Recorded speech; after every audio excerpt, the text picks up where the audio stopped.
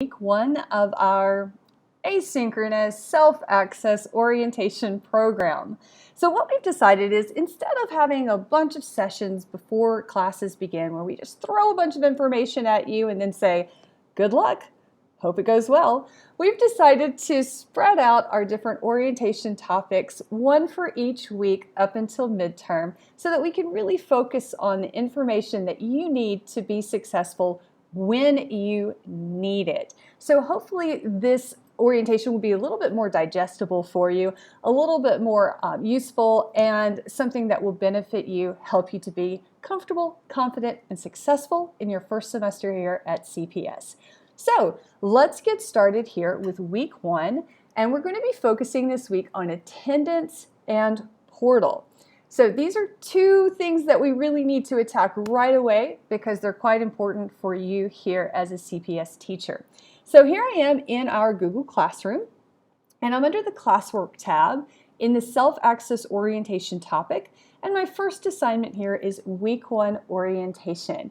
So if I click to view that assignment, I can see all of the resources available to me, a new teacher, with regards to portal and attendance. So what we'd like for you to do this week is to watch these videos, read these documents, and then participate with us in our stream forum with your thoughts, opinions, and ideas about portal and attendance. Let's start with portal. So portal is Sultan Qaboos University's online management system. This is what you're going to use for everything administrative at the university. You're going to use it for personal things, for academics, for a lot of different functions that you need to accomplish at CPS or at SQU. You're going to need to use portal. So we have a few videos to show you how to do that. The first one here is just the general tab. What is portal? How do you get in it? What's there once you get there? Our next video is going to go into more detail on how to keep attendance. This is the main thing you're going to be using portal for on a daily basis, so be sure to watch this video and that you know how to keep attendance, how to enter it correctly in portal. Our last video here for this week is about the personal tab in portal. So this is where you're going to do things like request leave or check your salary balance. So it's something that's important, but maybe not right at the beginning of the semester. What's really important is, of course, keeping that attendance. So our next documents here are about our CPS attendance policies. CPS does have a pretty strict attendance policy for our Foundation English programs. That's 10% unexcused absences for the course each semester. Math and IT are a little bit different. Your course leaders will be telling you what your limit is.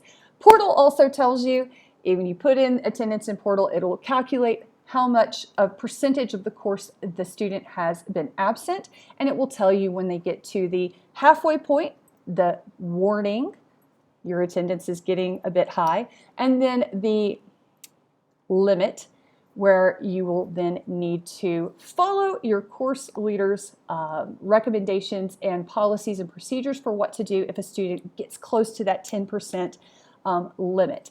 More information about that can be here. It can be found here in our CPS teacher attendance teacher pamphlet. So this goes into all the details about what the attendance policy is, when you need to enter portal daily, how you need to keep attendance, what you need to do if students are missing a lot of class, all of that sort of thing. The information is here. So please read this carefully. If you have questions, talk to your course contact, talk to your buddy, talk to your course leader, talk to somebody. Please be sure you understand our attendance policy. It's not just you who needs to understand it, it's also students. So we have this attendance policy here in both Arabic and English. You will be sharing this with your student. It's up in the classrooms in most of the places. It's probably already on your Moodle for your students, but this is also for you to have in case you need to find it to share that with a student. And as I said, students have up to 10% unexcused absences each course, but we do accept excuses for their absences. And this document here will give you more information about what types of absences are excused, what types of excuses you can accept, what they need to look like, that kind of thing. So again, please look at that. And again, if you have questions, talk to your partner teacher who's also teaching the same section as you. Talk to your course leader, your course contact, your buddy. We'll all have different suggestions for you on what to do about accepting excuses from students. Finally, it's not just students who get sick, right? Teachers, we're human. Sometimes we get ill or have other emergencies and we can't make it to class. So we also have here our teacher absence and cover policy. If for some reason you're not able to attend class, you need to inform your course leader immediately so that he or she can arrange to cover those hours that you're not going to be there so that your students receive all of their weekly courses that they are entitled to. And you know, if your course leader asks you to prepare some materials for a cover teacher, please be sure that you do that in a timely manner as well. So that's our documents that we need to look at. We also have for you some resources this week. Keeping attendance is pretty important, and not only do you need to keep it in Portal, but you're also required to keep a backup paper copy of your attendance in case we have any discrepancies or questions about students who are missing class. So to help you with that, we have provided here a variety of different documents that you can use to that end. This one, I believe it's this one here, is the model of how to use some of these different paper documents, these Google Doc attendance record sheets. That just kind of shows you what one would look like. And then we have 3 different Google Doc attendance sheets that you can use. This one is for, it's not going to pop up for me right now, I believe one is for if you teach the class 4 times during the week. One is if you teach the class 5 times during the week. I believe that's that one. And then this one here is for if you teach the course, the class 3 times a week. So different courses have different course loads in terms of when you see that group of students.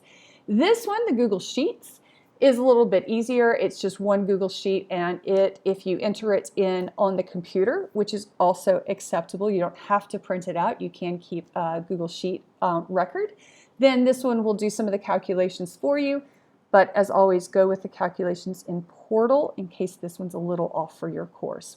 All right, so we've learned a lot of things, hopefully, after you've watched the videos and looked at these different documents about how to use Portal and keep attendance. And so now it's time for us to have a discussion about all of these different attendance in Portal. And so how we're going to do that each week is here in our stream.